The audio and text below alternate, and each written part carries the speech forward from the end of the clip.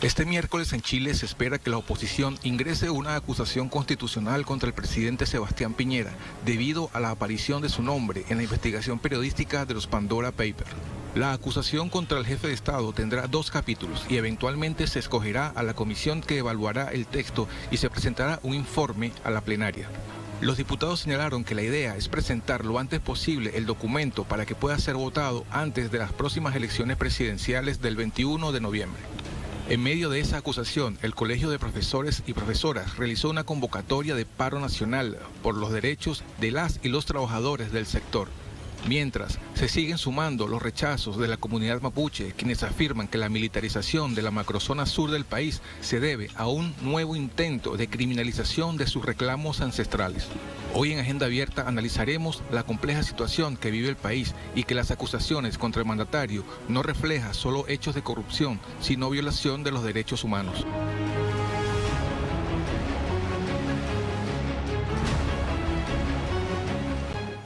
Y efectivamente esta es la preocupación que no solamente tiene a los chilenos en este momento atentos a lo que pueda suceder de parte de la oposición chilena, sino también de las organizaciones sociales y de los pueblos originarios que reclaman lo que se acaba de denunciar. Y por supuesto vamos a revisar lo que dicen portales informativos. Empecemos por Noticias de América Latina y el Caribe de Nodal. Chile, la oposición presenta pedido de juicio político contra Piñera y rechaza la militarización de zonas mapuche. La Fiscalía confirma que si se niega a declarar puede ser apercibido y la oposición presenta mañana a primera hora, es decir, el día de hoy, la acusación constitucional. Si la semana pasada fue nefasta para el presidente Sebastián Piñera con la revelación de los Pandora Papers, este martes se comenzó a configurar un panorama aún más oscuro para el mandatario, quien se encuentra definitivamente asediado tanto en el plano judicial como en el político. Esto porque esta mañana, es decir, ayer, la directora de Anticorrupción de la Fiscalía Nacional, Marta Herrera, informó que el presidente se encuentra en calidad de imputado por el caso en el que se encuentra investigado por eventuales delitos tributarios y cohecho, luego de los antecedentes dados a conocer por CIPER y la BOD en el marco de los llamados Pandora Papers. Esto es lo que destaca a esta hora este portal informativo con sede en Buenos Aires. Y ahora nos vamos hasta nuestra casa informativa Telesur, que en su portal destaca así: presidente de Chile decreta estado de emergencia en la macrozona sur. Estos atentados han impedido las órdenes judiciales por parte de las policías y que se han resistido a través de actos de violencia y el empleo de armas de fuego de grueso calibre, dijo Piñera en una maniobra que en realidad apunta a las comunidades mapuches en resistencia. Los últimos incidentes violentos se registraron en las termas de Pemehue, en Colipuli, el pasado 8 de octubre. La quema de camiones y maquinaria al interior de la forestal Mininco, en Loconche, un día después, y la quema de 18 camiones al interior de una empresa en Temuco. Según detalla la Constitución, el decreto solo podrá restringir el derecho a la reunión y la libertad de locomoción en la zona y tiene una duración de 15 días máximo. Es lo que destaca a esta hora, por supuesto, nuestro portal informativo de Telesur. Y veamos lo que dice este portal también de origen argentino, Resumen Latinoamericano. Carabineros difunden el audio de sus acciones al resultar herida Denise Cortés, luchadora asesinada este 10 de octubre. Este martes se difundió el audio de las supuestas conversaciones que habrían sostenido algunos miembros de Carabineros cuando Denise Cortés Saavedra, una estudiante de Derecho de 43 años, resultó herida el pasado domingo durante la marcha de la resistencia indígena realizada en Santiago de Chile. En el material liberado por Carabineros y difundido por periodistas locales, se escucha a un hombre decir: está en el suelo, está sangrando la señorita. Después solicita una ambulancia para la mujer que, de acuerdo con su versión, se encontraba con los manifestantes a la altura de la Alameda, costado norte. Sáquela hacia atrás, hacia el ponente, y trasladan inmediatamente en un carro a la señora y la sacan a zona segura. Le instruye otro hombre, presuntamente un agente de Carabineros, durante la conversación que se filtró. Esto dice Resumen Latinoamericano. Y veamos lo que ahora ha destacado en su portal este medio de comunicación Ámbito. Los mapuches chilenos demandan tierras y autodeterminación en la nueva Constitución. 100 días después de que la Convención Constitucional iniciara su labor en Chile, el líder indígena Juan Pichún duda que la nueva Carta Magna resuelva las históricas demandas de tierras y autodeterminación del pueblo mapuche. Nuestro interés es que se vayan los forestales porque han causado mucho daño ecológico, ambientales, culturales, filosóficos y el despojo de nuestra gente, dice Pichún, un dirigente de la CAM. Muchos mapuches de la Araucanía viven en la pobreza y han visto reducidas sus tierras ante la expansión de la industria maderera, responsable del 8% de las exportaciones del país. Chile, como es conocimiento público, vende el 7% de la pulpa de papel en todo el mundo. Esto es efectivamente lo que se destaca a esta hora. Para ampliar el análisis de este momento, de esta coyuntura política y social que vive Chile, hemos invitado a Gabriel Salazar, historiador, profesor de Filosofía y Humanidades, de Ciencias Sociales, de Economía y de Negocios de Derecho en la Universidad de Chile. Bienvenido, qué gusto tenerlo de nuevo por acá, profesor. Y de entrada le preguntaría, ¿cómo valora el momento político que vive el señor Sebastián Piñera? ¿Hasta dónde esta es la circunstancia más dura que le ha tocado vivir en la presidencia, en las dos presidencias que ha tenido Sebastián Piñera? Bueno, buenos días a todos y a todos allá.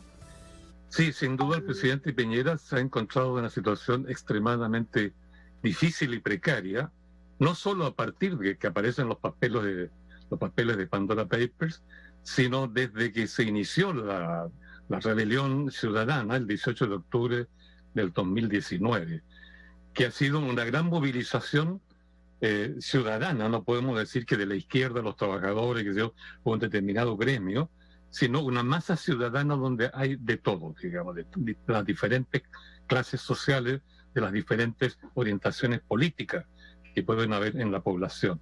Y esta movilización ciudadana, que es el evento mayor que marca toda la coyuntura histórica que estamos viviendo en este momento en este país, ¿no? La que determina la situación difícil en que se encuentra el presidente Piñera.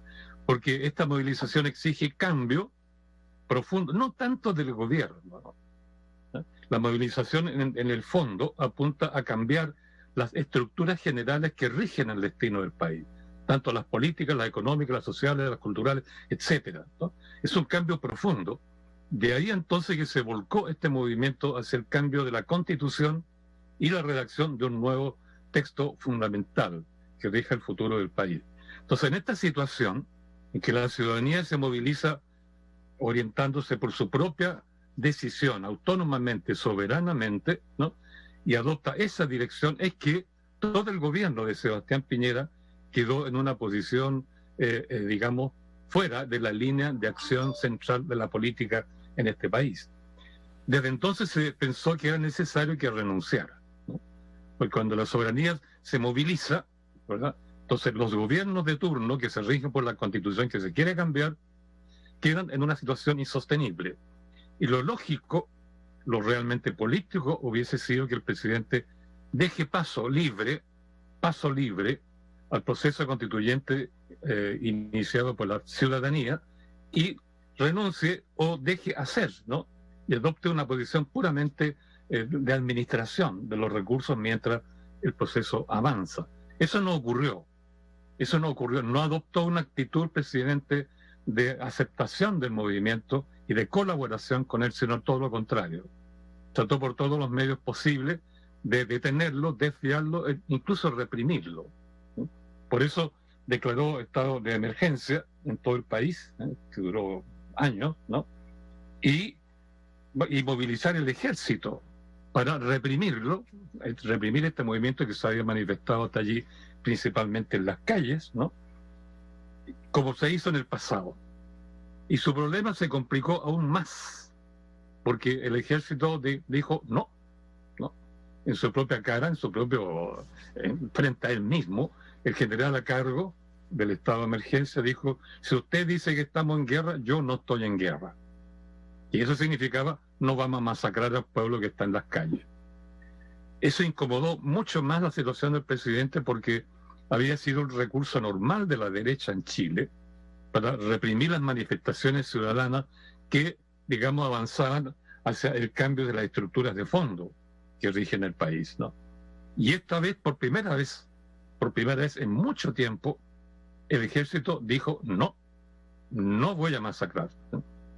Eso permitió entonces que el proceso ciudadano avanzara hasta lograr que se organizara una convención constitucional, ¿no?, que fue una decisión a medias, digámoslo así, entre la soberanía popular en las calles y la clase política que se apresuró a, de alguna manera, a liderar, a controlar, dirigir, encauzar, ¿no?, de alguna forma, este proceso dentro del aparato legal.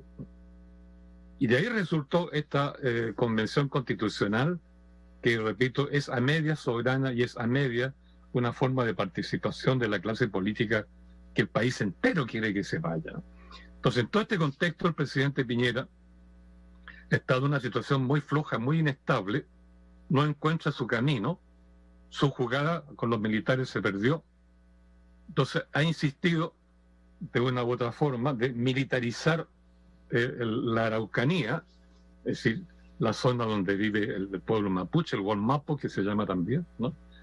Y que vaya el ejército ya a poner orden, porque indudablemente el pueblo mapuche ha iniciado, y podemos decirlo así, ¿no?, su tercera guerra de Arauco, su tercera lucha por la recuperación del territorio que le fue arrebatado primero por los españoles, pero que lo recuperó victoriosamente contra los españoles, por segunda vez por el ejército chileno a fines del siglo XIX, y ahí fue vencido y aplastado, ¿no? Y esta vez reinicia su acción, digamos, ofensiva, para recuperar territorio, su cultura, su identidad, su autonomía, etcétera, ¿no? Claro, pero Entonces, Gabriel, ahí le hago una pregunta muy puntual a propósito de este tema, que es muy importante, porque parecería que los Pandora Papers ocultan un problema, como usted señala, que es de orden histórico, ya de larga data. ¿Hasta dónde la sociedad chilena también colabora, discute, reflexiona del sentido histórico de la demanda histórica del pueblo mapuche? ¿Hasta dónde efectivamente también constituye parte de la conversación pública, un elemento fundamental e incluso en la identidad de los chilenos? Es decir, cuando veíamos las marchas, las movilizaciones de octubre del 2019, desde el 18 de octubre del 2019, efectivamente veíamos que ni siquiera se sacaba la bandera chilena, se sacaba la bandera mapuche. Efectivamente eso ha ido consolidando, y en esa perspectiva, ¿cómo reacciona la élite blanco-mestiza, empresarial, política y hasta incluso académica de Chile? bueno, es un hecho histórico real, verificable absolutamente, ¿no? Que el pueblo mapuche, cuando le fueron arrebatadas sus tierras, entró en lucha contra los españoles, como dije, después contra los chilenos, digamos, de la época del siglo XIX. Pero había un segundo pueblo aquí del cual no se hablaba mucho, que es el pueblo mestizo. Porque el pueblo mestizo chileno, que ocupa casi los 2/3 de la composición étnica, por así decirlo, del país, ¿no?, es muy numeroso, quedó al margen de toda integración, ¿no? Y la tendencia de ese pueblo mestizo fue luchar también por siquiera por su capacidad de sobrevivencia, ¿no?, que se encontró absolutamente marginado. Y encontró que los únicos que lo acogían, lo integraban, permitían que convivieran en su territorio, fueron los mapuches. Por eso que el pueblo mestizo tomó como ejemplo, ¿no?, ejemplo de lucha, por así decirlo, las tácticas, la forma de resistencia y la actitud histórica del pueblo mapuche, ¿no? Por eso cuando el ejército chileno ocupó la Araucanía y la dominó hasta el día de hoy, el pueblo mestizo se encontró sin, digamos, territorio de retirada o de refugio, que era la Araucanía para ellos. Entonces inicia su emigración a Santiago, ¿no?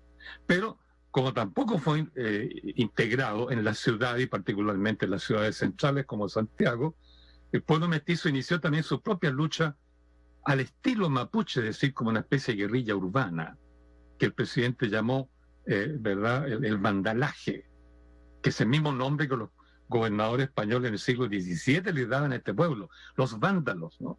Entonces, el pueblo mestizo tiene su propia lucha, siguiendo las mismas tácticas más o menos del pueblo mapuche, ¿no?, que ha sido su modelo toda la vida. Y hoy, al día de hoy, gran parte de los manifestantes callejeros son mestizos, ¿no?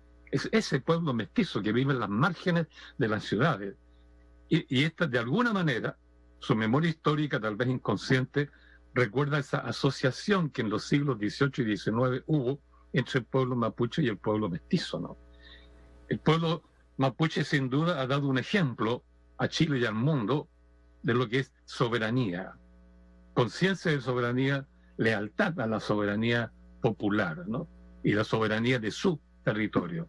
Ha sido un ejemplo de soberanía. Entonces no es extraño que la gran movilización de octubre en adelante de la ciudadanía chilena, con un gran porcentaje del pueblo mestizo dentro de ella, haya recurrido a la bandera mapuche en mayor proporción que la bandera chilena para expresar un instinto, ¿verdad?, y un objetivo que revelaban que se había tomado conciencia de la soberanía popular ahora en Chile, no solo en la Araucanía.